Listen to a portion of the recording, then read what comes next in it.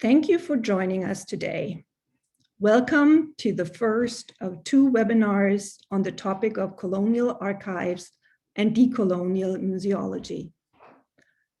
It is quite a winter wonderland outside my window here in Ann Arbor, and I'm glad that this virtual format allows so many of us to gather from the comfort of our homes and that no one had to brave slippery roads to get to town.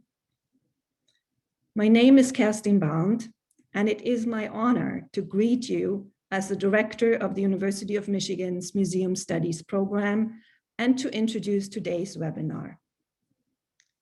Before I go any further, I want to acknowledge that the University of Michigan is located on the traditional territory of the Anishinaabe people. We acknowledge that our university stands, like almost all property in the United States, on lands obtained through the dispossession of indigenous peoples. In 1817, the Ojibwa, Odawa, and Potawatomi nations made the largest single land transfer to the University of Michigan. This transfer of land was offered as a gift through the treaty at the foot of the rapids so that their children could be educated.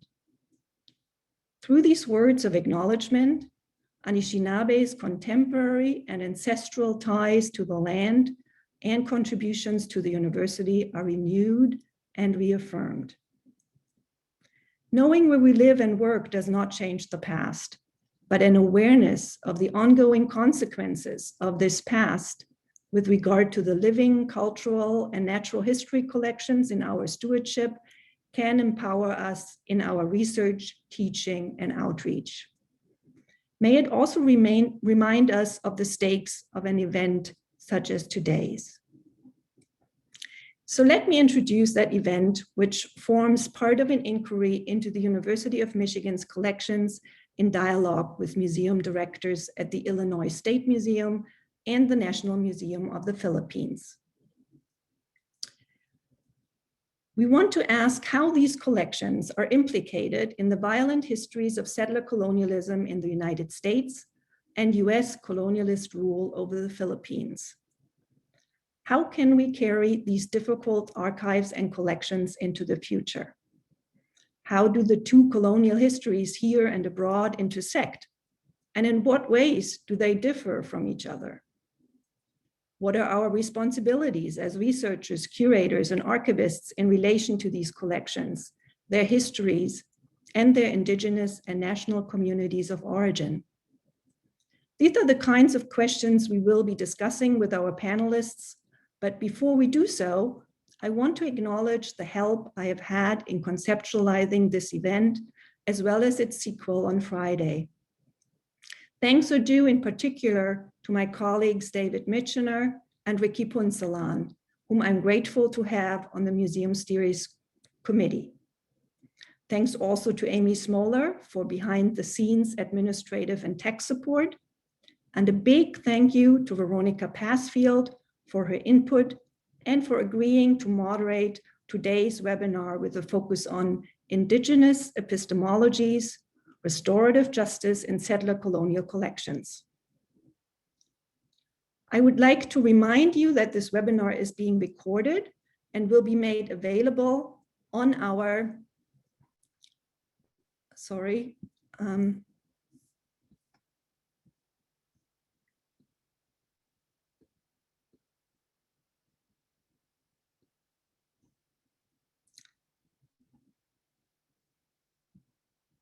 I'm sorry, I lost my text here.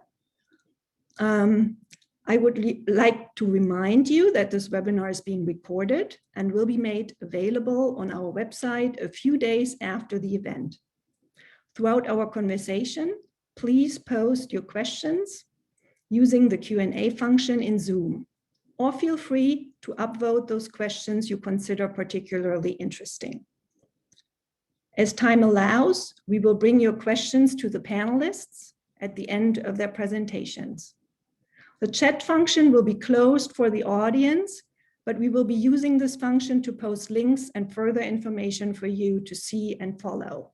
And what you post into the chat, we will see, but not the audience. The first link we will post here is going to be an invitation to participate in and register for our Friday panel if you feel so inclined. It is now my pleasure to introduce today's moderator. Veronica Passfield is a journalist, editor, poet, and repatriation officer for her tribe, Bay Mills Indian community. Veronica earned her PhD in American culture in 2013 and her MFA in creative writing in 2004, both from the University of Michigan. Veronica's doctoral research focused on the conceptual and theoretical foundations of the federal Indian boarding school system.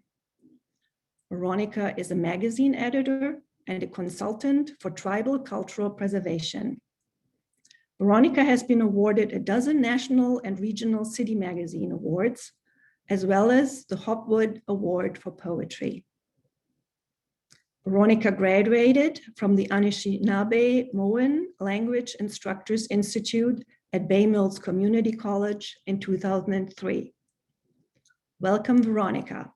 I look forward to our discussion. Hello, everybody. Can you see me okay? Here I am.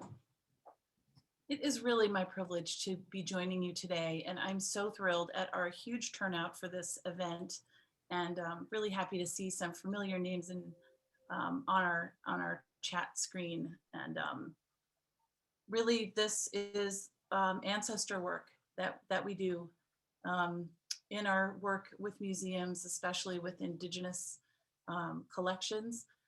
We are dealing with the accumulated knowledge and wisdom and experience of people who have been on the lands for thousands of years, who have paid close attention, who have accumulated wisdom. And I know everybody that's here today really honors that. So that's a very privileged place to be. The first thing I kind of want, well, I should have some good manners and introduce myself. Veronica Passfield, Indigenous, Jajukan Dame, Ojibwe and Dow, Kanoje Conning and Doe to Bendagwis, Oklahoma City, and Donjaba. So I said my name is Veronica Passfield. I'm Crane Clan. I'm Ojibwe and I'm a member of Bay Mills Indian community. So now the ancestors know I'm here. It is a really fascinating time to be having this conversation. I know that all of you are engaged with this stuff in your work as well, and but I think it's worth kind of doing a quick recap. The world's museums are really undergoing a painful and necessary soul searching right now. The decolonizing movement, and it is a movement, is gaining critical mass around the world. Germany, France, and the Netherlands have done some very consequential studies and declarations about their commitment to returning their colonial collections. If you think about when colonization started to happen, this is a movement that is centuries in the making, and I'm glad it's here. More recently, at Harvard Peabody Museum, as some of you may know, they unfortunately recently discovered the remains of 15 people of African descent who were alive during slavery in the United States. This sort of triggered a letter from the president, also referencing that Harvard Peabody Museum holds the remains of more than 7,000 Native American ancestors in its collection, and untold thousands of cultural items and sacred items. As Harvard President Lawrence Bacow wrote, quote, on January 28th, quote, "I apologize for Harvard's role in collection practices that place the academic enterprise above respect for the dead and human decency." Now, I originally was planning to just skip on ahead to be super happy that we're all here, but I really have to sort of walk the walk that Amy Lone Tree asks us to do, which is to do some truth telling. By the time I had graduated from Michigan with an MFA and a PhD, I had been involved in advocacy and activism on campus as a Native student. I did not come to Michigan to be an activist. I did not come to Michigan to do demonstrations and teach-ins and all that kind of stuff. I came to Michigan the same reason that all students come, to learn, train. But really there were some really kind of important moral, ethical imperatives that had to be dealt with. And if I had any kind of respect for myself and the women especially who taught me, I couldn't ignore what was happening. So there are going to be some links in the chat. You guys can learn a little bit more. I don't want to really kind of burrow down here because we have some really amazing presenters and they're the focus today. But during my time at Michigan, we had to push really hard to have a serious, very visible commemoration of the creation story of the University of Michigan, which begins, as we learned, with the Treaty of 1817, the Treaty of Fort Meigs. So I encourage you to learn a little bit more about that. And for those of you who are on campus, I challenge you to play Where's Waldo and try to find that commemoration on campus. When I started at Michigan, Michigama was still very much, had a strong presence there. That's a secret honor society where the members played Indian. Their wigwam was on the top floor of the tower of the Michigan Union. And while our treaty was not commemorated, the Michigama Braves were highly commemorated on campus. So I'll tell you some buildings that are named after Michigama Braves. Chrysler Arena, Yost Arena, Hatcher Graduate Library, Tappan Hall, Bursley Hall, Matthaei Botanical Gardens, Angel Hall. I know I'm forgetting some other ones. So this was a very big, core of power and philanthropy on campus. So we kind of had to step into that. There were really outdated 1955 miniature dioramas at the Exhibit Museum of Natural History. And we came to find out around 2003 that the Museum of Anthropology held 1,500 of our ancestors. So if I'm not mistaken, that's about how many seats there are in Rackham Auditorium. So imagine that you're at Rackham at a really wonderful event like I was last winter, and the entire auditorium is full or close to it. So Kelly Fayard is on this call. I saw her. Hello, Kelly. Kelly and I and other graduate students and undergraduate Native students really dug in and took on these issues. And something that I feel like doesn't get said enough, we advocated out of love. So many times people think that Native people are advocating because they're mad, and we are mad, but we're advocating because we believe in our universities, we believe in our fields, we believe in our schools and our peers and our faculty, and we believe. So from a place of belief that it could be better, we did our work, and here we are in 2021, where we are really showing that this belief was well placed. So we have here today some examples of the wonderful decolonizing work that is happening at Michigan, after all of these things. And not all the issues are resolved, of course, but I'm very excited. I'm going to introduce our presenters here in a second. Progress is possible, and I know many of you on this webinar are just getting started. So hopefully we've designed a webinar where we're going to equip you to do that work. Okay. So when we think about decolonizing, what's going on here?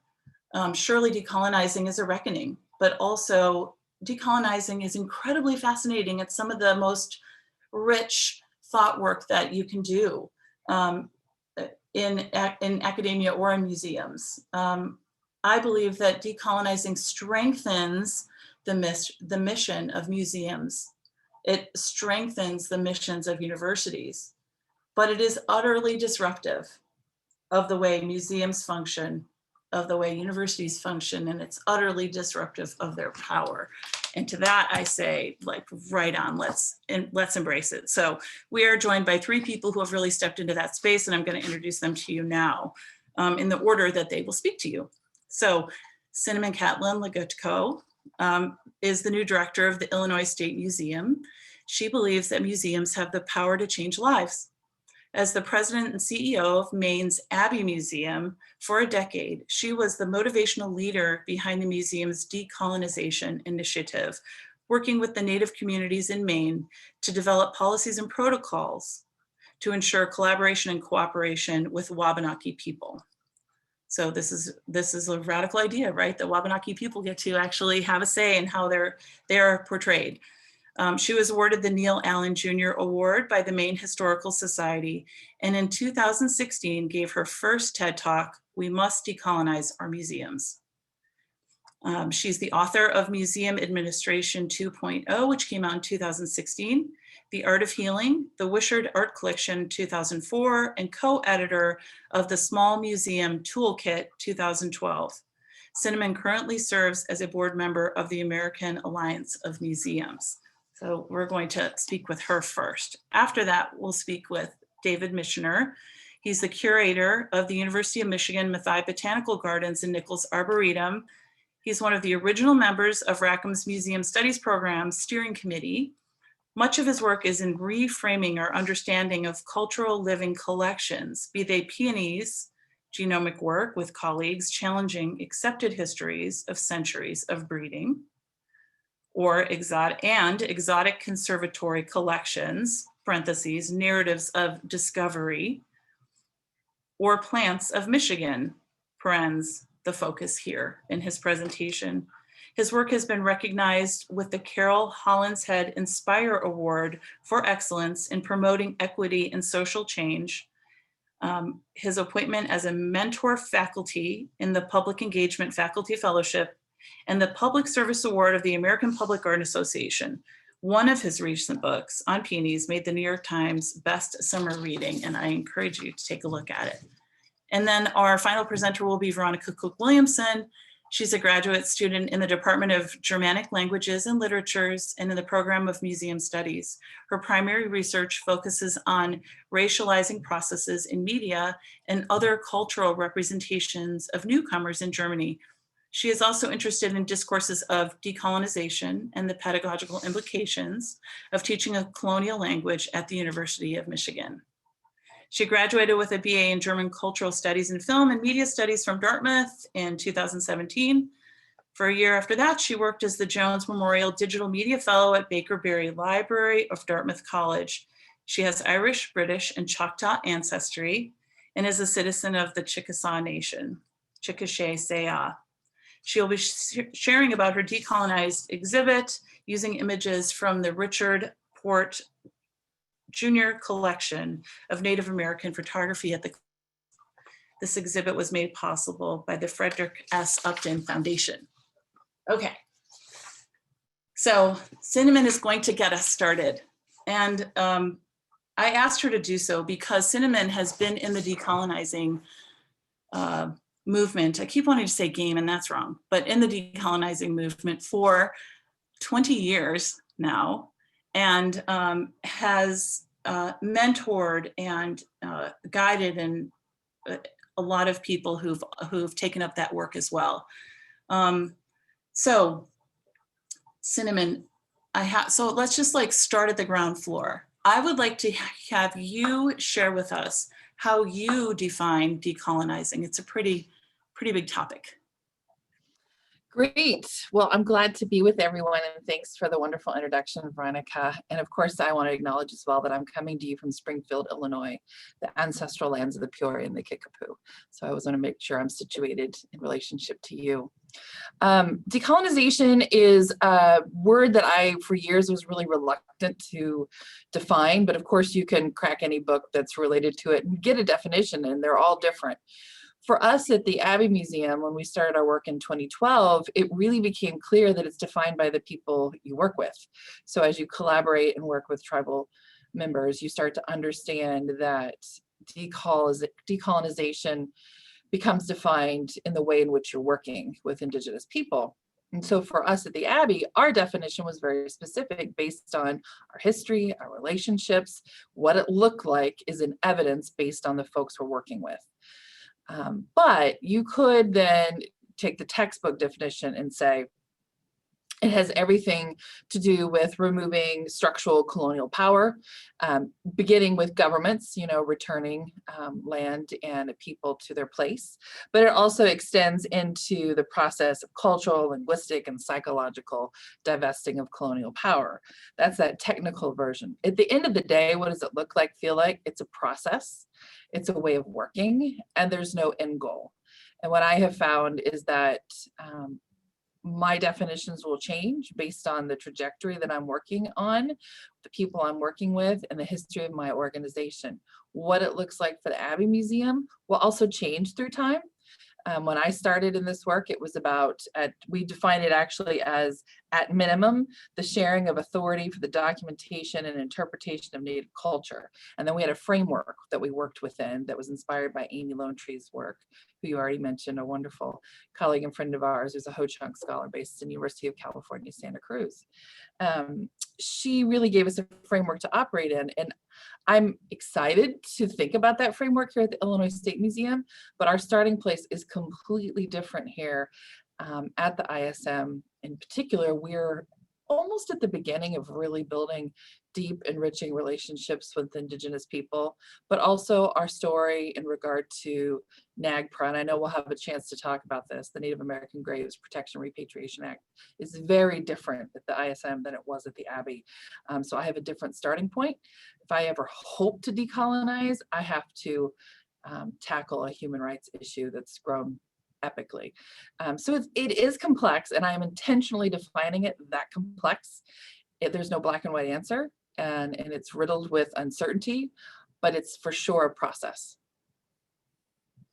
So it's interesting to think about decolonizing really as not an end product, right? As something that continually rolls on and is quite broad. I mean, I think one of the reasons that decolonizing is difficult, sometimes resistant, is because it is so broad, and it really sort of challenges the very foundation of what is a museum. So the person who took on your position at the Abbey after you left, Chris Newell, I had a chance to be on, on a panel or involved in a panel with him. And by the time that he was done talking about decolonizing the Abbey Museum, I said, my question in the chat was, well, what is a museum? What is it? What is it? And there was some really cool conversation about that. It got kind of postmodern pretty quickly. So I want to ask you the same question.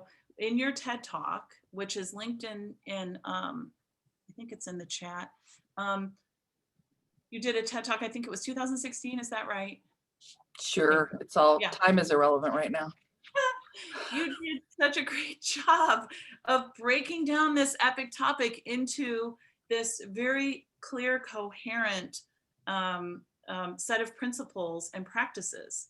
And one of the things that you talked about was that the job or the work of settler colonialism is to extract resources, and that museum collections are the, quote, spoils of that work. And as I thought about 1,500, the remains, the skeletons of 1,500 of my ancestors in cardboard boxes at the Museum of Anthropology at Michigan, or thinking about, the drums and pipes and ceremonial objects that are there, and in museums, we worked with 18 museums around the country. I really identified with that because I do think it is quite literally that. So I wondered if you could help us understand a little more what you mean by museums being sort of a logical byproduct of settler colonialism. Right. Well, if you think about the history of museums, you start to understand a whole lot more. And that was a critical learning for us at the Abbey Museum. And I don't know how many people listening have ever had the opportunity to work for a board of directors, but a board of directors at a museum doesn't necessarily sit around and study museum history. And the sooner you realize that, the better you are, because the history of museum work is very dark and oppressive and extractive. It just is, it's at our core. And the field of anthropology is replicated throughout museums and the representations of Indigenous people. So when we say it's a byproduct of it, it's so clear because not only are museums founded to be these high places of knowledge and information, and guess what? You don't actually get access to that knowledge unless you're a kind of person, sort of person that goes deep in our history. It's a very exclusive forum, and it continues today. Breaking news as of today, you still see the exclusive nature of museums. We're built this way. And that means to be exclusive, you're extracting something and hoarding it. You're taking it for yourself, so that the others who have been privileged can enjoy it and learn from it. And so museums of this kind that I speak of, that are built around the foundation of anthropology and the formation of museum representation of Native people, were actively collecting objects from Indigenous people that those of the dominant society, of the settler society, believed were dying and were going to be gone. And so as they were exacting federal Indian policy to make sure that happened, they also made sure with their other hand that they grabbed all the beautiful things. And oh, by the way, they decided to start digging graves and taking bodies from the battlefield as people were perishing at rapid levels. So it was a conscious choice to grab these things and put them in museums. And it's part of the colonial mechanism, the process. And museums haven't challenged themselves about that until fairly recently. You're really generous in your introduction saying I've been at this for 20 years. I would say I've been a fool for 10 of those years, wondering what the hell museums are supposed to be doing. And then for the past 10 years, I've realized it all has to be broken, rebent, reshaped, rebuilt, because this level of exclusion is more than painful. It's devastating for people who have been, whose bodies museums have been built on. And I learned pretty quickly that once I started working around the history of museums and understanding it more deeply and sharing with others, that I couldn't be part of that anymore. That's really powerful. So, so given the fact that we can, I was taught by my professors, never be presentist, right? You can't judge the past by today's, ethics, which I'm like, well, watch me. But such an excuse, right? Isn't that convenient? I know. But the history is glaring, and it is undeniable. So, and these are conversations that have been going on for a while. So why do you think that decolonizing is so hard to do? Help us understand why there is so often so much resistance to it. Anti-racism work. At its heart, it's anti-racism. And who among us walks out on the earth and is ready to fight that fight, much less recognize that race is controlling everything around us, and that you're ill-equipped to even talk about what race is and what racism does. So when you understand that at its core, you can begin to unpack it more. I think that's a formal reason why. I think a more lived experience reason is because it's incredibly uncomfortable once you realize the privilege that you have, when you have benefited from these policies, when you've benefited from these jobs. I think about it all the time, how hard it is to get into the museum field. And I have my stories as a non-native person that are plentiful, and I'm happy to share anytime you want, but they are minuscule compared to a person of color trying to enter the museum field, much less an Indigenous person wanting to work in a museum location, because the discomfort and the pain is there. And once you're aware of it, you have to opt to stay in. You have to opt to recognize your privilege and say, I don't get to just leave this at the end of the day. It's so much more than just an awakening. It is a complete and total mind, body, heart shift that I feel I experienced, and that I have to maintain every day, because dominant society asks me to step out of it and gives me the chance when others don't. So it's incredibly uncomfortable, and it requires us to bring emotions into the conversation, and American society doesn't have a lot of room for that. I'm of that kind. I wasn't raised to show my emotions in any dramatic way, much less in a workplace. And as a colleague of mine says, Christiana Krupa, who's the NAGPRA officer at University of Illinois, she said recently in a conversation that if you haven't cried during a NAGPRA process or experience of a conversation, you're not doing it right. I'm paraphrasing her horribly, but it's exactly at the heart of it. It is emotional work, and there are days where I can barely drag my body home and continue on with my life, but I can leave it, right? I can leave it as a non-native person. So that's why people resist. And then you start to talk about power that sits at a board table, which, as I said earlier, if you've ever worked for board of directors, you want to talk about power. And that power differential is really not obvious to those who sit with it.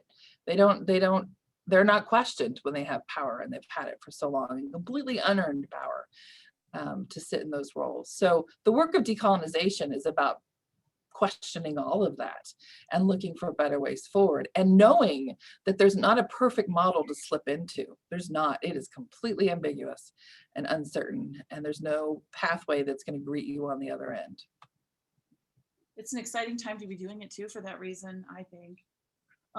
So I completely agree with everything you said, and I was there when she made that comment, and you got it exactly right, and it made me want to start crying. So Good. I'm just Well. glad that I can't see Kelly Bayard right now, because I'm sure I would if I saw her. So do you feel like decolonizing is necessary for the future of museums? David Michener, who we're going to hear from in a moment, is really the one that got me thinking about this.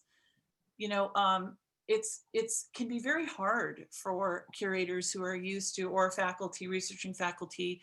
Something that was said to me on one of my first consultations at Michigan representing my tribe, the Great Lakes curator said to me, well, this is my research collection. And I said, I think you mean these are my grandparents, right? So it was hard because there were, dearly sought research agendas, and that some of the sacred objects are some of the most precious, valuable things in a collection, etc. So I think the stakes can be experienced as pretty high within museums. But do you think, in your opinion, is decolonizing necessary? I do. I think that museums can no longer persist with these exclusive systems of power and authority sitting at their core. They're dying, and the sooner leadership recognizes that, the better. The sooner the board recognizes it, the better. But they are very resistant. I also think decolonization sits within a soup that's also thinking about larger inclusion issues in the museum field. For example, American Alliance Museums prioritized several years ago a commitment to diversity, equity, accessibility, inclusion. That has got to be addressed in the museum field just as much as decolonization. I always want to suss out the difference too, because decolonization and the process that led to the need for decolonization is a wholly unique experience. When I speak about it in the US and in the quote new world, right? The way in which we invaded as settlers and extracted resources. Decol has different definitions elsewhere, but as I talk about it in the US as a US practitioner, I'm very specific that we have to recognize that. And we have to learn to work more inclusively. They're related. If I made a dark joke at the beginning of the pandemic last year when we were all being transitioned to home and trying to figure out what our future was. I remember saying to some colleagues very clearly, I just had this moment, I thought, boy, if you're not thinking about diversity and inclusion today as a leader in your museum, you're done. You're done. Fast forward, we're almost to a year out, and none of us could have imagined that the murder of George Floyd would have been the catalytic moment it's been for the world, but also very specifically for museums. Protests were happening, but now, I don't want to say commonplace, but it has to happen, right? It's more comfortable for people to protest museums. So absolutely, it's the future. If we want any form of museum to exist on the other end of this, we have to change 100% how we're working. And it does include decolonization. And it's not just for museums that hold ancestors. It's all museums because they're built on the same prototype. They've been replicating themselves over and over again based on a systems of practice and best practices. So it's all the same cloth that just gets longer and longer. We have to rebuild. So I love that. I mean, from your mouth to all museums in America. So I think it's helpful. I mean, certainly the two projects that we're going to hear about are great examples of what a decolonized museum can look like, or a decolonized museum work can look like. Can you give me an example Is there an example from the Abbey of the way that decolonizing positively evolves? So sometimes I feel like decolonizing NAGPRA work is kind of looked at as a stick, right? Here comes NAGPRA and I'm going to beat you with it until you give me my ancestors back. But it's also a carrot, right? So decolonizing work can be quite generative. This is my current obsession. So, and then don't forget to sort of bring back this idea we were talking about yesterday of the messy beginnings at Illinois State Museum, but also something maybe that you worked on and fully before you left the Abbey. I just want to be mindful of time too. So, I mean, there's so much I can say. But with the Abbey, I think the best example is that we learned to work with, by, and for Indigenous people, really inspired by the work of Dr. Sonia Adelaide at UMass Amherst, really taking that model of what does it mean to work with, by, and for Indigenous folks, and not working about the issues and doing things to the collection, right? It's with, by, and for, not about and to. So that mind shift was critical, and the mind shift of no longer really using the word prehistory to describe Native stories. It's one story, it's one history. Anthropologists and archaeologists decided there's a before and an after. Indigenous people don't see it that way, and for us to tell those stories is a colonizing act. So that shows up in exhibits, and I think that's the best example of how we transformed our core exhibitions to create a core exhibit called People of the First Light. And we worked with, in the end, over 30 Wabanaki advisors, 4 Wabanaki artists to help design, and the curatorial role moved from that voice of curator to facilitator, and that's the gift, and that's the talent. And the person who kind of held all that together as a staff person was a trained facilitator. She probably wouldn't describe herself as sharply as I do, but boy, I could see that's what the skill was. And really worked with all of these informants and participants to write the story, to tell the story from first person view, and make sure every word that went on the wall was reviewed and approved. And it then formed the basis of our exhibitions. Now, a lot of museums that are doing decolonization work will say we do it with exhibits, and maybe that's where it stops. I just want to emphasize that the Abbey's commitment was far beyond exhibits. It was all systems of work, but that's the best tangible example I can give you with the time that I have. And then, of course, with the Illinois State Museum, the starting point is very different in that at the Abbey Museum, I inherited incredibly rich working relationships with tribal members. Many Native people had been leading most or all public programming. There was a lot of participation in all of our events. There was some gaps in significant areas like staffing and on the board, but there were relationships built that it was up to me to deepen. So our starting place was different, and we weren't a huge offender of NAGPRA. We had done the work, and it really didn't have a next step until we got into decol, which is another story. But for the Illinois State Museum, we are one of the largest holders of ancestors and their belongings that have not fully repatriated. So in 30 years of NAGPRA, the ISM has only repatriated 2%, which is incredibly problematic. So I always want to say that again. In 30 years of NAGPRA, 2% of the ancestors have been repatriated. So we're presently holding close to 7,000 ancestors, and they have to go home. We've got to get them home. And my starting place is, sure, I want to build relationships, absolutely, and I will, but I'm going to spend every waking moment I have opening pathways, removing gates, and getting the folks home. That's my absolute priority. And then with that, I can start to think about what's next. How can we work better for an improved future? So I would just want to uphold that an exhibit, NAGPRA, all of that fits in a decolonizing framework, but there's some logical starting points based on past and present harm. So I'm going to save our other 2 questions we had talked about for the Q&A time, because I want to make sure that David and Veronica have full time to talk about their work. So David, thank you so much, Cinnamon. That was brilliant as always and so inspiring. So thank you from my heart. Thank you. Thank you. So David and I met when we were first doing the diorama work around 2002 or 3, And I got notice from the director of what was the Natural History Museum, which is now a brand new, beautiful museum on campus, that somebody at the Matthaei Botanical Gardens wanted to see if there were any Indigenous people who might, for the first time, be consulted about the Indigenous garden, so at Matthaei, and some educational programming that was done there. And David and I became fast friends, and David has been a committed decolonizer for 19 years now, David, which I can hardly believe. So without further ado, I'm hoping that you will tell us about your beautiful Heritage Seeds project, which comes out of the positive implementation at NAGPRA, the profound transformative change that the University of Michigan made around NAGPRA work, that it is now one of the leaders in how it implements NAGPRA in the country and their universities, who are modeling what Michigan does. So activism works. And David, take us to this beautiful outcome of that. Miigwech, Veronica, and everybody who's present. I have 7 images to present you with some thoughts that go with them.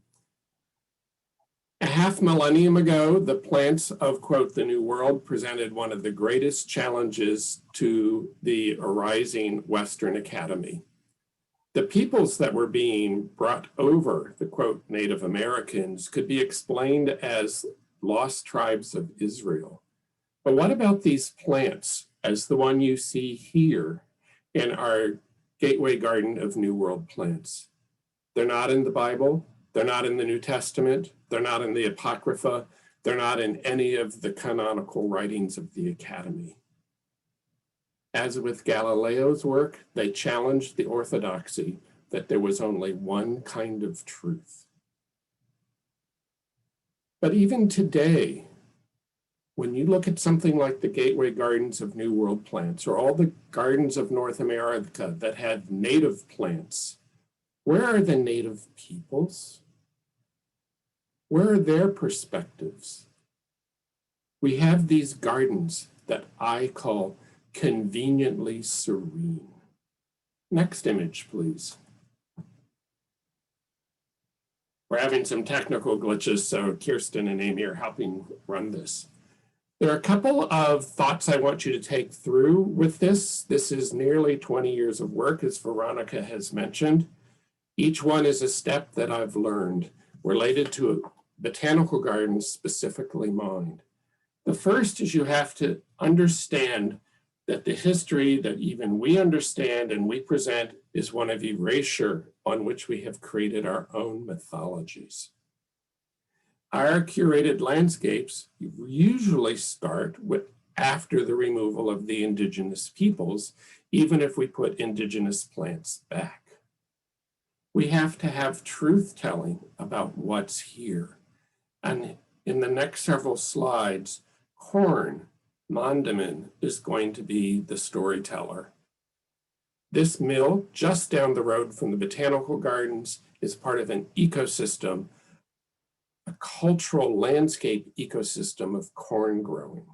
It's one of the oldest mills in the Midwest. The gardens is one of the sites where undoubtedly the corn was grown. But what about the 2,000 Potawatomi and Wyandot peoples who were in the area at the time of the epidemics and their removal by the United States Army? Next image, please. Gardens are the original colonizing museum. That is our function in the Academy. For the Vatican, gardens come before the Vatican Library as major institutions. Our purpose in Western culture was to take plants from around the world or wherever they were encountered and to reinterpret them in theories of health. That is the foundation of the University of Michigan's Botanic Garden too, in the School of Pharmacy. When the plant people or the Western academics or the priests or whoever encountered another culture and its plants, the plants were brought back, but not necessarily the knowledge system. And we put the plants and the fragments of the knowledge systems into different parts of our emerging universities and museum complexes: anthropology, botany, zoology, the archives. And that today is where you find the information. So the seeds that are here in the University of Michigan Museum of Anthropological Archaeology, probably one of the largest tribal seed collections in North America. I had no knowledge it was even present until a question came from the woman who's wearing a necklace at a meeting after a NAGPRA meeting of were there seeds in the collection. And fortunately, Dr. Lisa Young said, yes, they're in the ethnobotanical collection. A light bulb went off. The Ethnobotanical Museum doesn't grow seeds. The garden knows how to grow seeds, but doesn't even have the knowledge of them, let alone what's in the archives about the information related to them. So there's this entire silencing of the knowledge making of the traditional peoples, the original and contemporary peoples, as we fragment the knowledge into our different museum compartments. And it needs to be brought together under tribal guidance. Next image, please.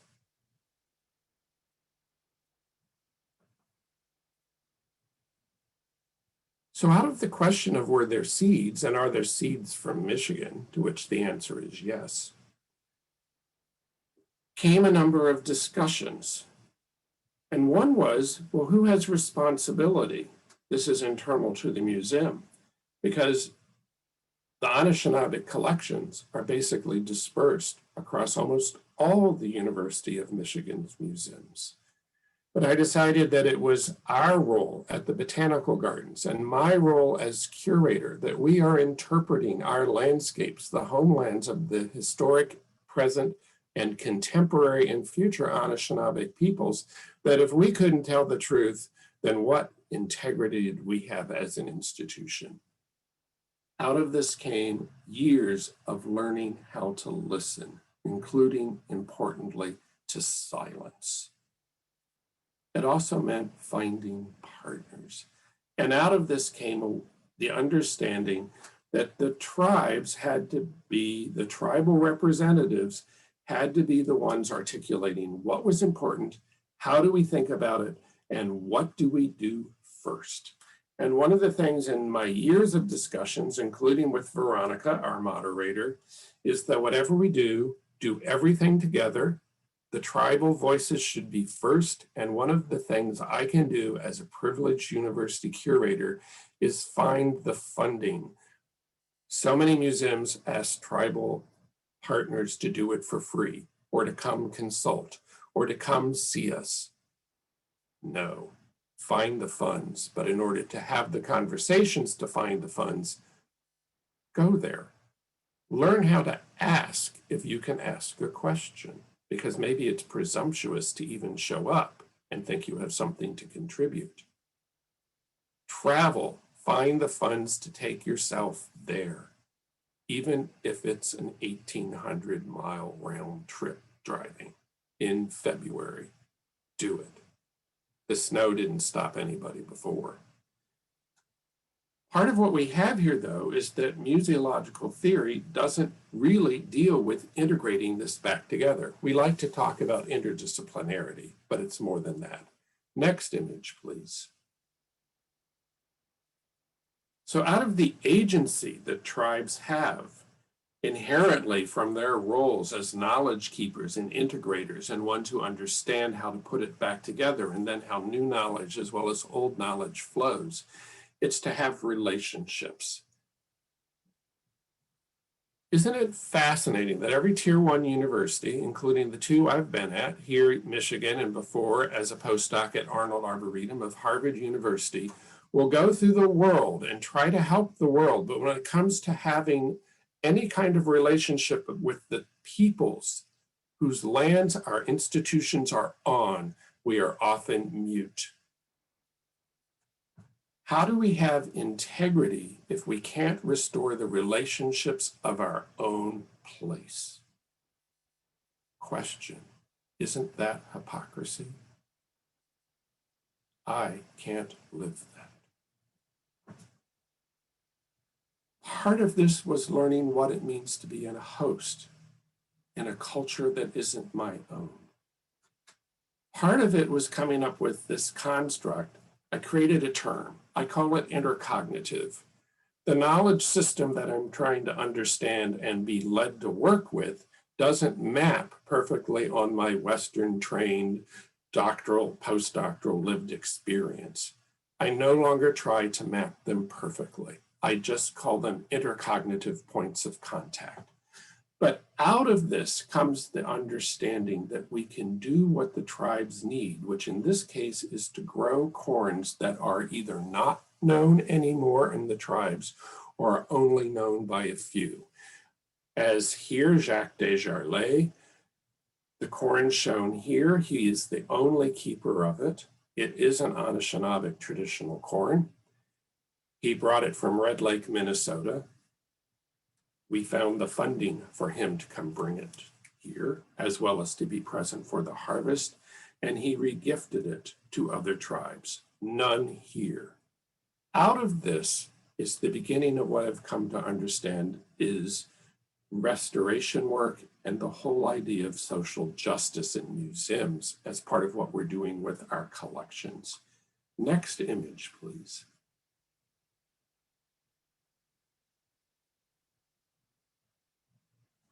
For the protection of the seeds, because they are so rare, and we will this year be working with some out of the museum, which are no longer known in the community of origin, but are perfectly documented from who they came from. The first one is a different case, and it's about restoring wild rice, which was once known on the garden's property. Old records, long before the university owned the property. No one has seen wild rice since it's never been recorded here. Then again, no one had ever seen the cranes until they showed up last year. And I've been working with a graduate student as well as working with a number of tribal rice keepers from across southern Michigan and the Potawatomi peoples, as well as those of elsewhere. And I'd simply want to give you a case study here and a link that you can follow to this, which inherently, because we want to work with an entire wetland system that is extremely public, this will be the first one where we attempt to do truth-telling about the plants and peoples of our site now and moving forward. Next image, please. So it's about legitimacy. I end with this one. What I've learned is you just have to keep at it and keep changing yourself. The first thing to start decolonizing is what's between your two ears. It's not anybody else. And progress will come at the rate of trust. Trust in you, trust in your institution, trust in the future that you might have a humble role in creating. There's a huge paradigm shift underway. I think it's the biggest one since the Renaissance started the museum theories. Even incorporating evolution wasn't as big of a paradigm shift in the natural history world. And this collaborative intercognitive work is going to drive the paradigm shift. And you can either in your own institution, your own career, work with it or not, but it will empower or delay the institution, and it will be the legacy that you live with. Choose your future. This is about humility, it's about respect, it's about renewal, and ultimately, it's about hope. At least 150 colleagues have helped me over the last 20 years come here. I actually keep a spreadsheet. You know, some of us curators are data retentive. And I'd simply have here a number of the institutions that have helped. A key point from me being viewed as a bizarre curator, even within my own institution, to someone who is working with this in a respected way, was catalytic funding from the Graham Sustainability Institute. It's amazing what finding funds will do. And as I would like to put it, watch the plants. The seeds are finding their way home, and renewal is to begin. Miigwech, thank you. Wow, standing ovation for that. So there is so much that we can talk about here, but the thing that is really at the front of my mind, David, is that really two paradigms are paralleling in your work, intersecting, colliding, and perhaps even coming back together and feeding each other. And this is reductive, but it seems like these colonial traditions around collecting and ethnobotanical, ethnobotany and ethno everything is like Cinnamon said, it's salvage, right? It's around this disappearing notion, right, of the disappearing race, disappearing cultures, etc. And in a sense, like, to use casual language, it's like a death cult in a sense. And I see this kind of coming up against, I mean, these seeds, if I'm not mistaken, Michigan has one of the largest seed collections in the United States, no? I believe it's over 4,000 seed lots from indigenous communities with all the documentation. Yeah. And we know that some of those seeds are alive, and living collections as gardens are used to dealing with live collections, but most museums, I think, are just uncomfortable with it. And this is part of the theoretical construct of how does life come out of something that was intended to be made dead?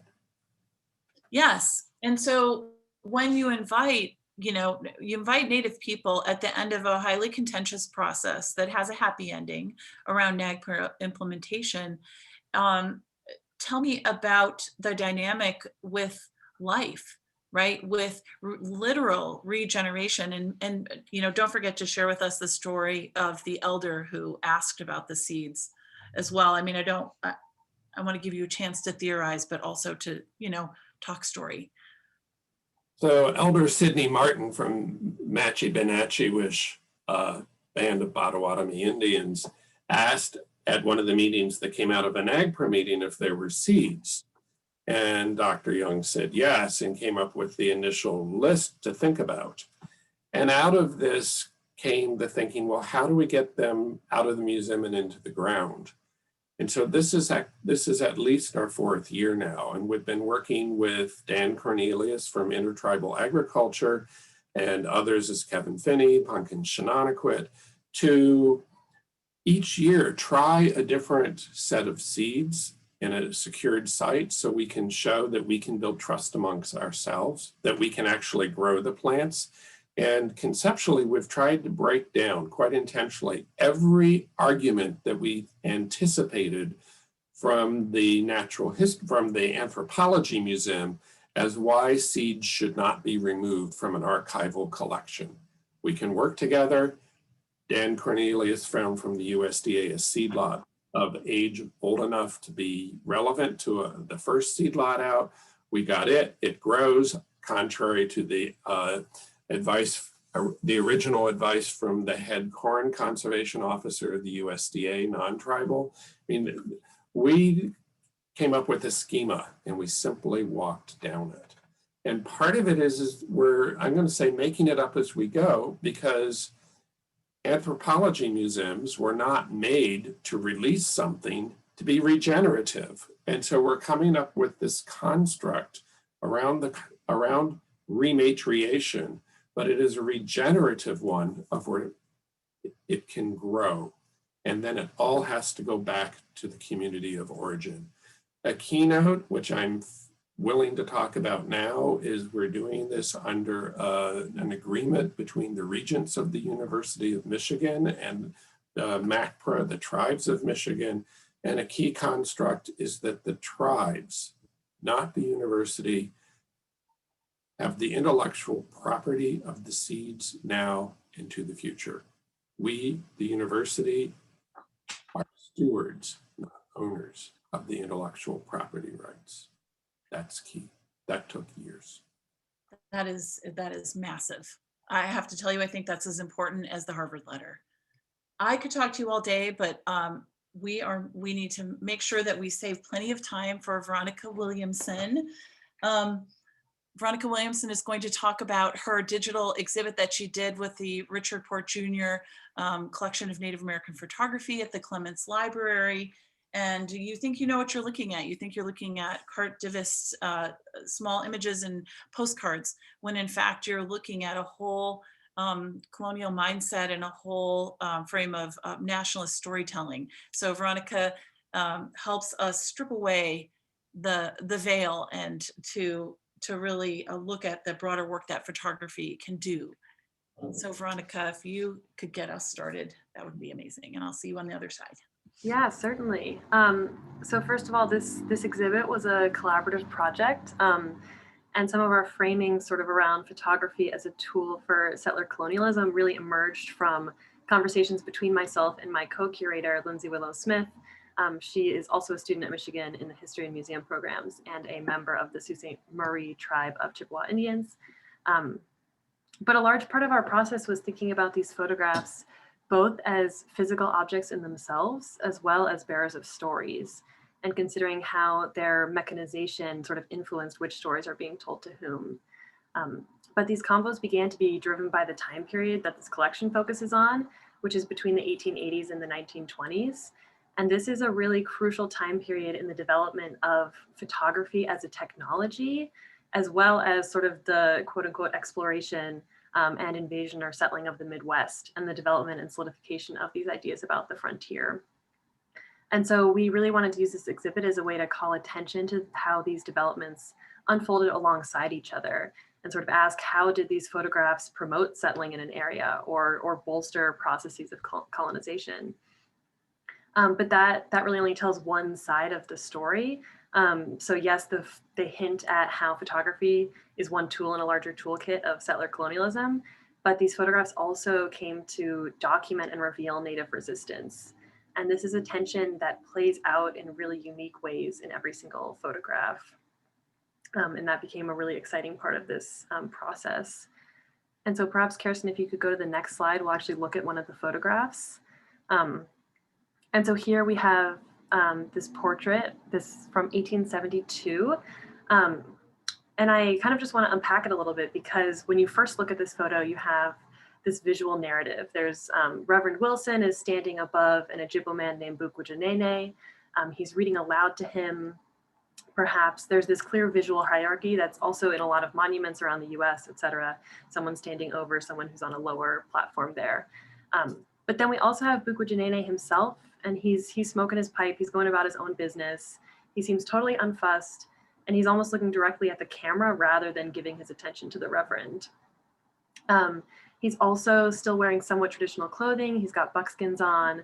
And in that sense, this photograph doesn't sort of show a quote unquote finished product or a civilized or completely assimilated native, even though it was taken over 100 years after first European contact. But if we were to stop our analysis only looking at the image, we might still have this lingering hierarchy, and we really have a narrow perspective on Bukwujinene's potential realities and the different dynamics at play. And so that's where some of the backstory and surrounding context for this photograph becomes really exciting. So for example, Bukwujinene actually took this photograph and a few others on him with fundraising trips to Europe. So he sold this print for a profit that he then brought back to his tribe in the US. And it's of course complicated. He used those funds primarily to found a new mission and sort of promote Christianity in the region. But he is still serving his own interests there, and that's baked into this photograph as well. But then there's this other layer, and we have this heading here, myth-making in Hiawatha, which is that Bukwujinene was also known for supposedly telling the tale that would one day become an epic poem. It was published in 1855 by Henry Longfellow called The Song of Hiawatha. And this poem is really rooted in a sort of false settler fantasy of Indigenous die-off, and it heavily supports the idea of Native Americans as a vanishing race. And it does this concretely in the plot. There's this death song in which missionaries arrive, and then the main character sails away to never be seen again, which is sort of the fantasy of an incoming settler, right? But this poem became really popular as performances known as the Hiawatha pageants, and these were really popular in the Midwest. They were even sometimes sponsored by railway companies that were building tracks for individuals to come from the east to the west. So you can see how these representations of myth are really bound to sort of settler progress in the region. And these pageants continued well into the 2000s too. So this is not even a remote history, but still really relevant.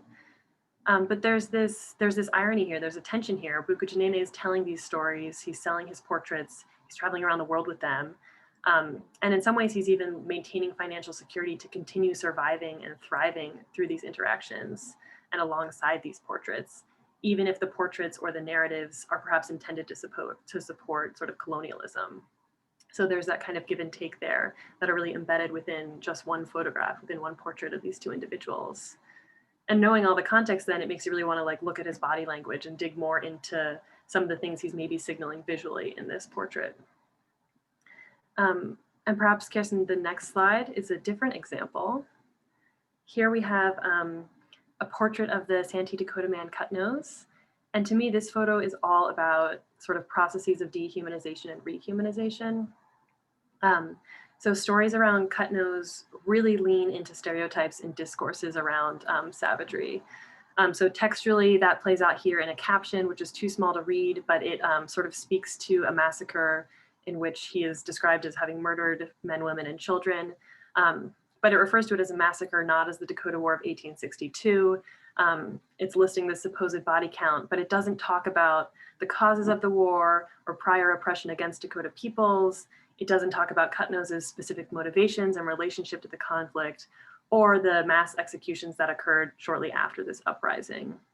And that's all sort of erased from the photograph, from the text on the photograph. In addition, you have sort of this feather headdress, which was likely retouched into the photo to fit certain stereotypes or emphasize like a warrior-like concept there. But additionally, the physical medium of this portrait is really important. This is a carte de viste, and it's very small. It's about 6 by 10 centimeters, so you can sort of picture that. And when you're holding it, it really feels like a baseball or Pokemon trading card. There's this impulse to collect it all and to own the sort of fiercest warrior for a make-believe battle or something like that.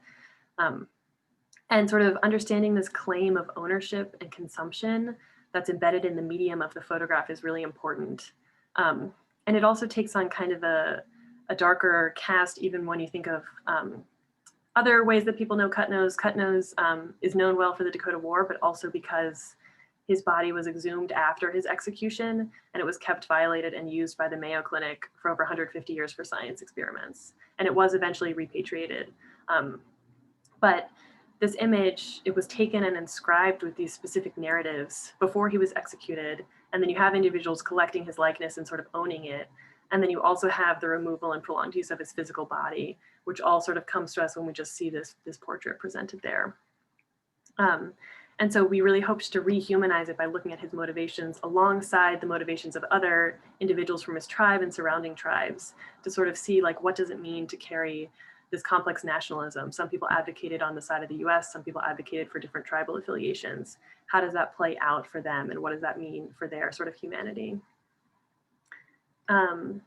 Perhaps you can go to the next slide, Kirsten. Here we have a much different tone of an image. This one is very idyllic.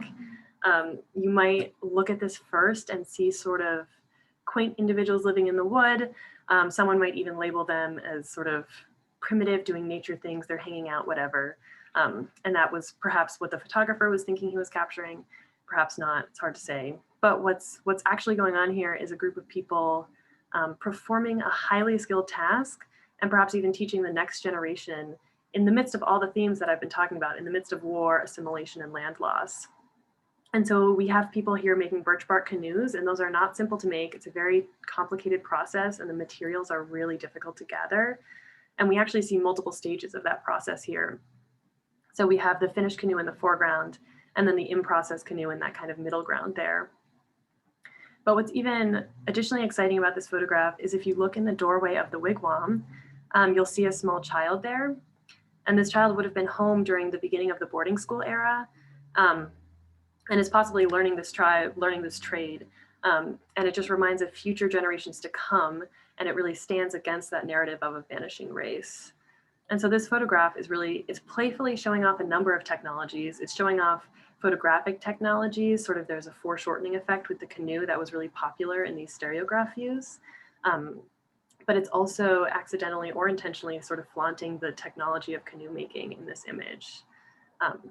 And so those are just 3 examples from the exhibit where we sort of tried to break down some of the different narratives that were showing up between what a photograph presents at first and how the sort of context around it in the backstory and its use and mechanization influences the stories that it tells.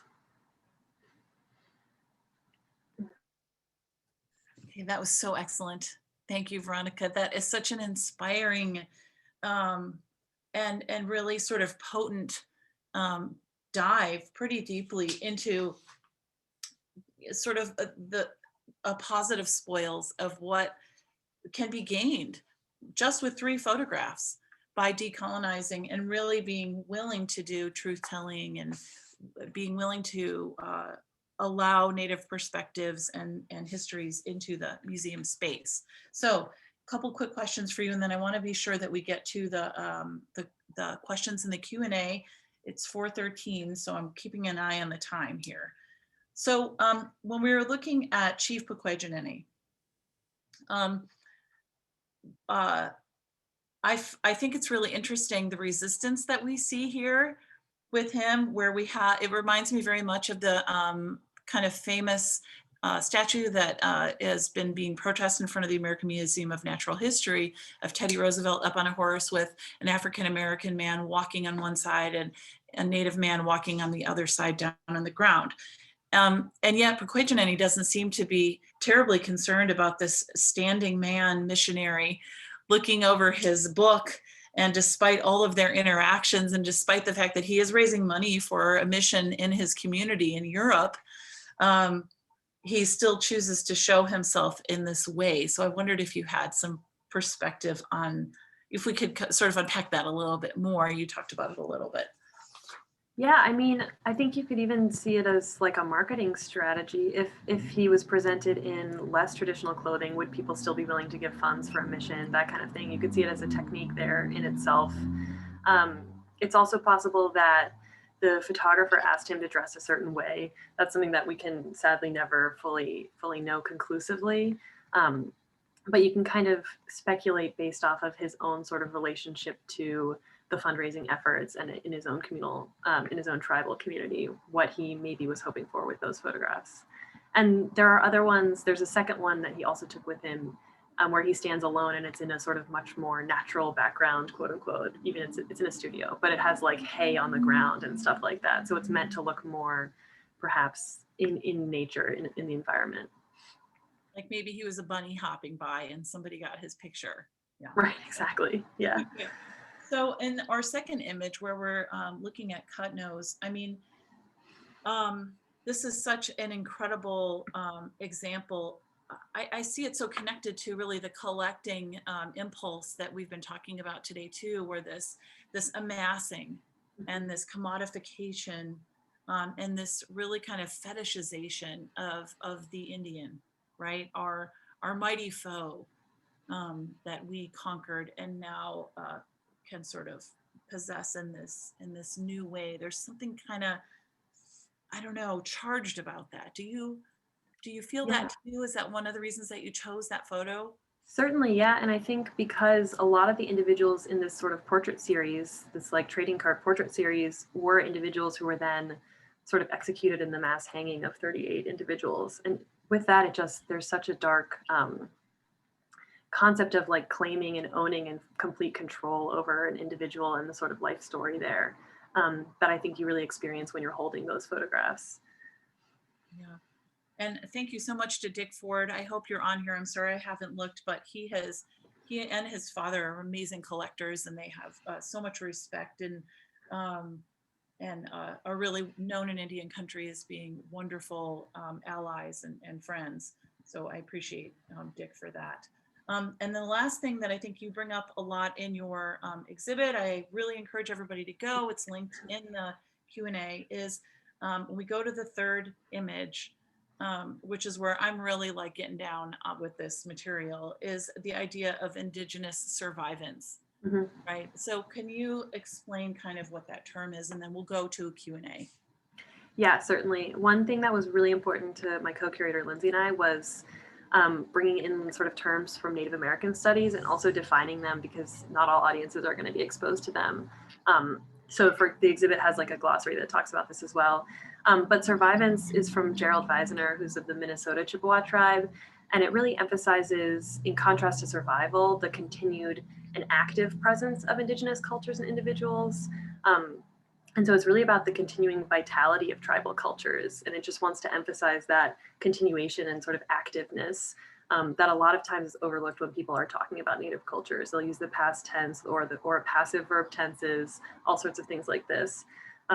Another key term for the exhibit was indigenuity, which is a portmanteau of Indigenous and ingenuity.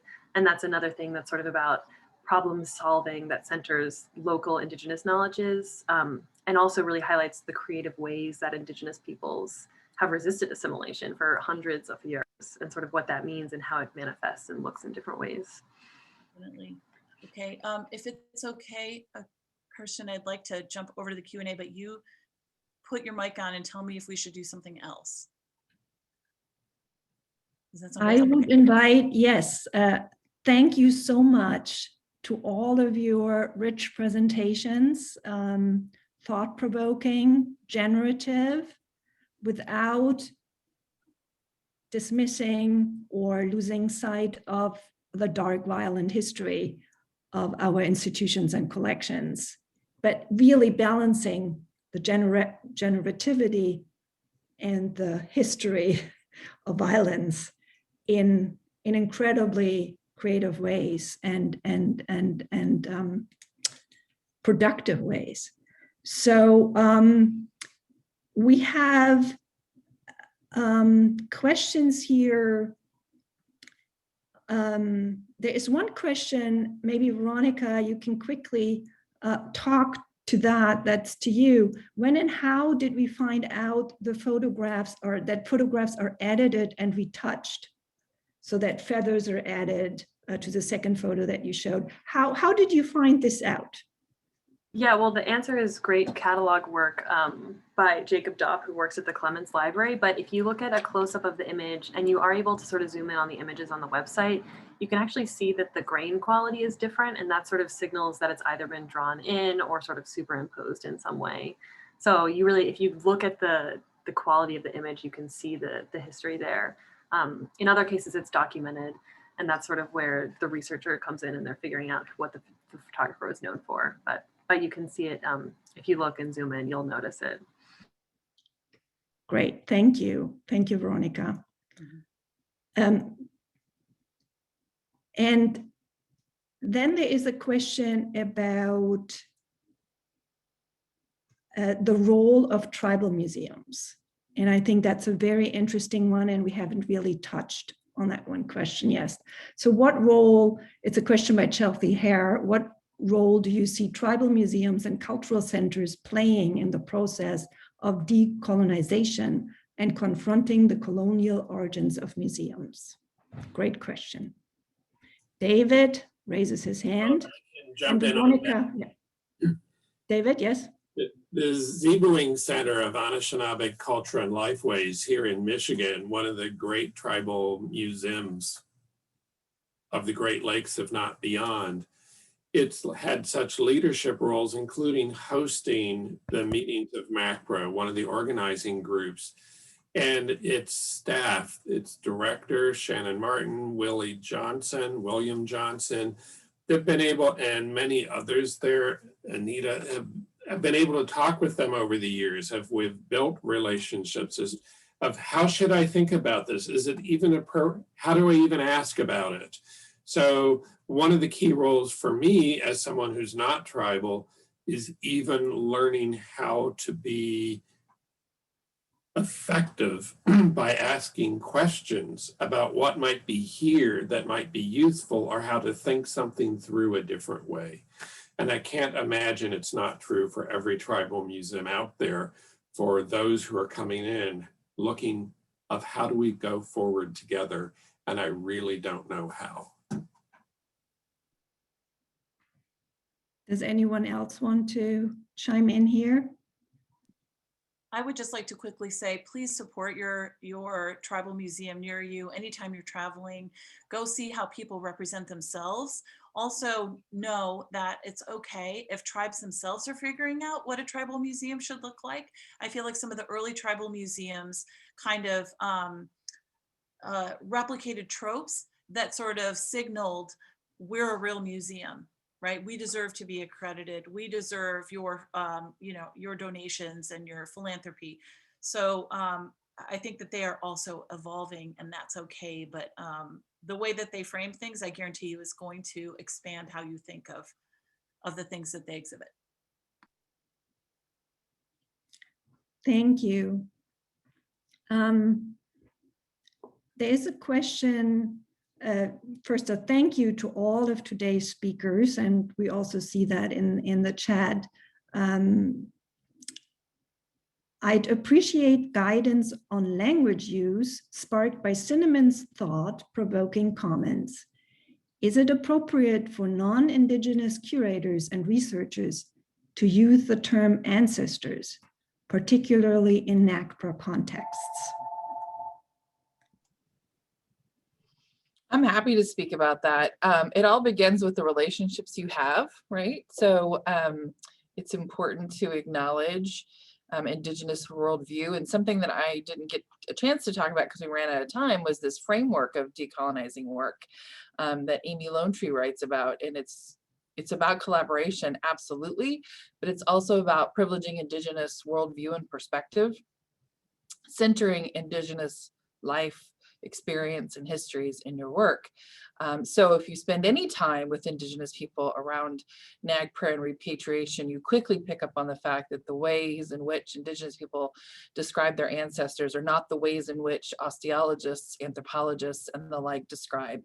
And lo and behold, it's really painful to hear ancestors dehumanized as collections. Like, I have a hard time even talking about NAGPRA eligible collections. They're humans.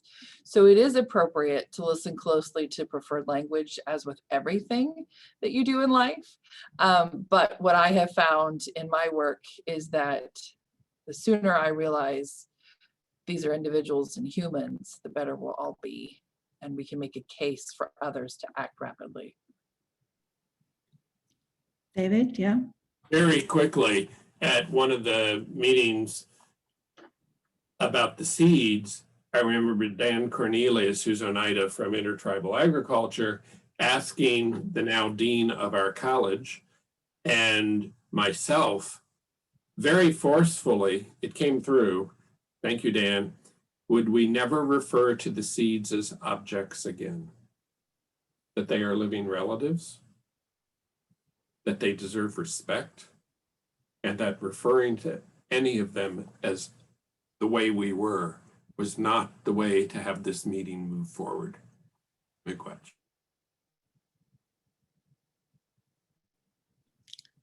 Thank you. There is a question about,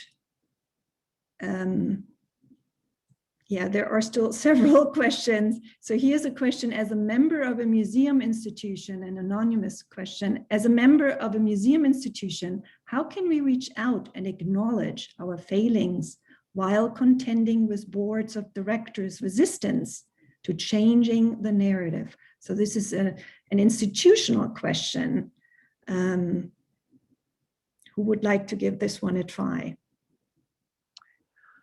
I can tell you what it all hinges on. It all hinges on board leadership and museum leadership, right?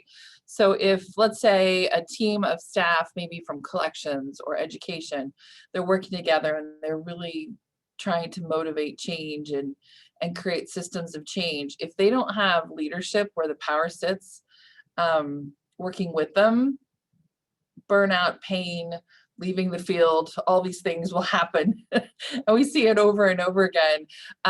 And I will say that leaders are the last to really realize the change is essential, and we need them to be one of the first to see the tide change. I would say my greatest success at the Abbey hinged completely on the fact that I had an incredibly strong board chair. She was all in, and she was vulnerable, and she was willing to acknowledge what she did not know. She was a retired PhD math educator who realized throughout her life there were moments she needed to learn something new and stayed in it. I couldn't have done it without her. Absolutely not. Here at the ISM, I have on my side a social justice oriented state government right now, that now is the time. And I'm the fool not to hurry up and get going. It won't always be that way. So I'll have to find other partners in this work, but I am also benefiting from a board chair and a board who is demanding change and have been appointed by that governor. So it's an exciting time. But if you're sitting there really railing against what's happening and can't find a mechanism to move forward, that's very real. And it's because where the power is centered, it's going to be an obstacle until power names itself and understands the change that's required. It's not a comfortable answer, I know.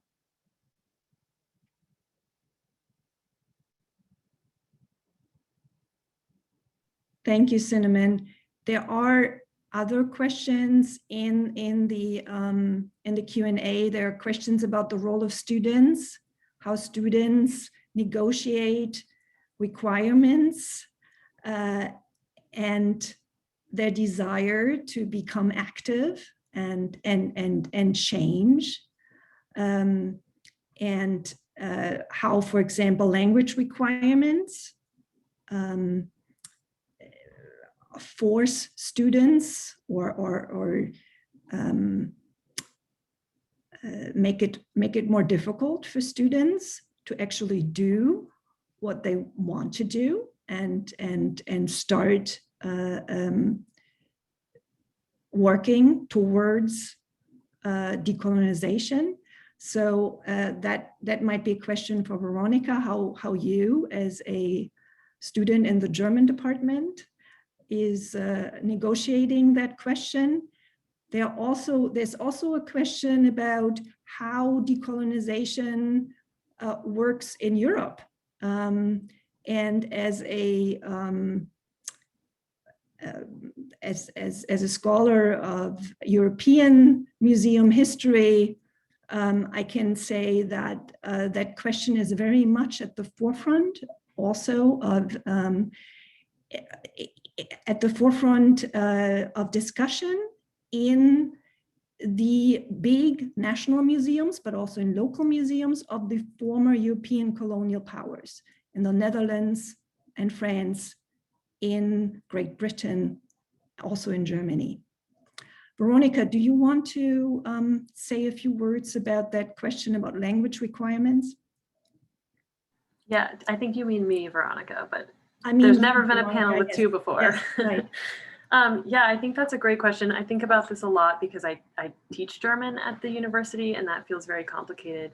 I think what's really exciting about this question, which I see comes from Bethany, is that you've already sort of identified one concrete problem. So if the concrete problem is this sort of restricted language requirement, then that is something that your community could really easily maybe rally around and talk to professors in your department about.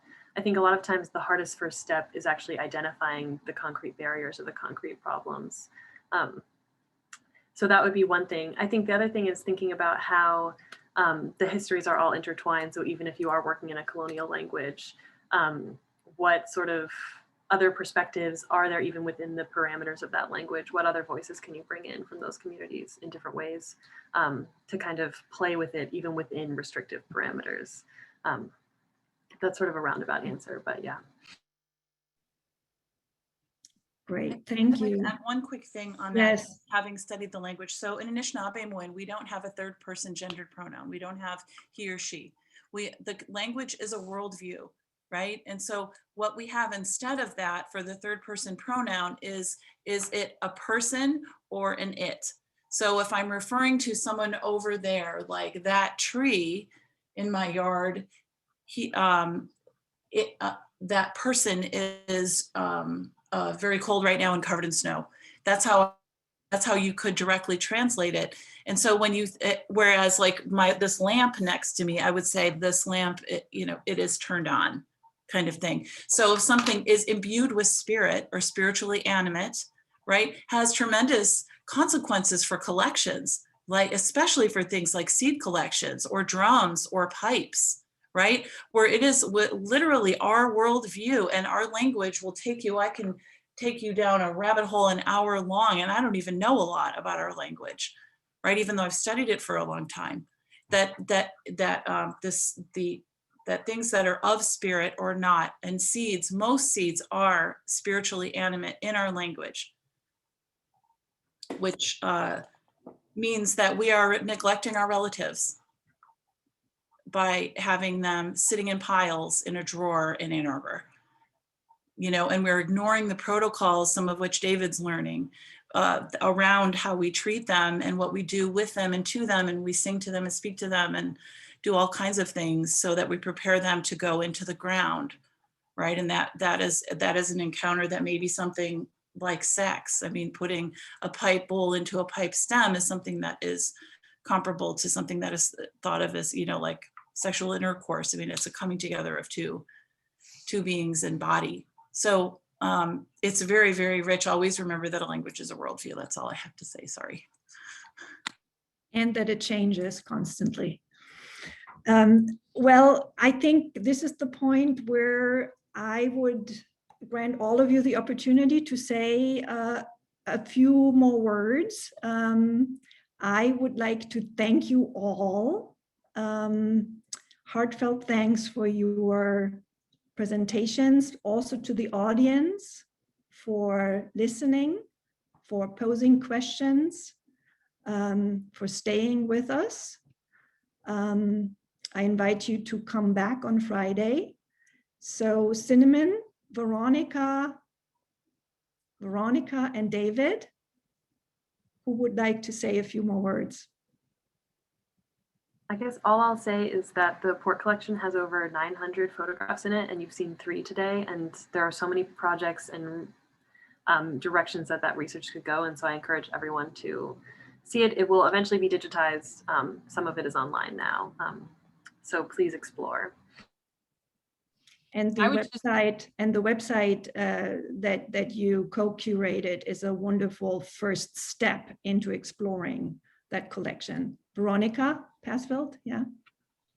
I am here for you, graduate students. I love you. I've been there. I heard your questions. I have more to say than I can possibly say now.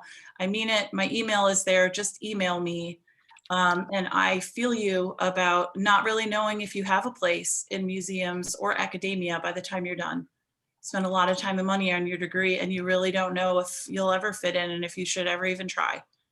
But I do feel so much hope when I see this decolonizing movement, and I'm trying to kind of get back in. So don't despair.